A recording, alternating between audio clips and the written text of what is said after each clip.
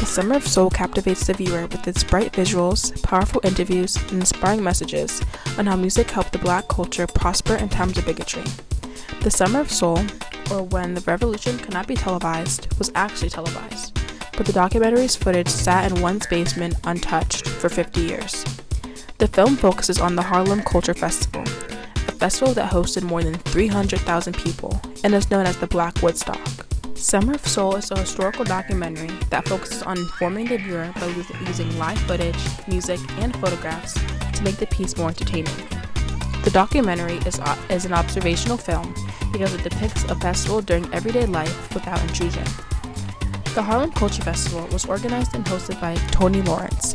He was loved by millions in New York because he was a community activist as well.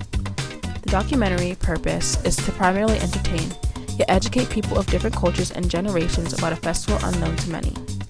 The performances acknowledge African American music and culture while supporting the continuing politics of Black pride.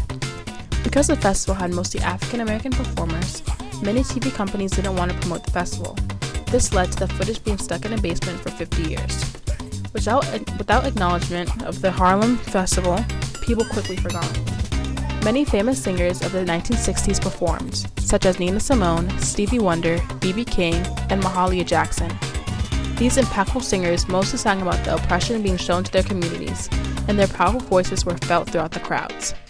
Even though the songs had profound and intense messages, the visual aspects of the film were quite the opposite. The vibrant colors seen throughout the film not only brought a warm feeling to the film, but also contributed to the overall feeling of happiness and connection.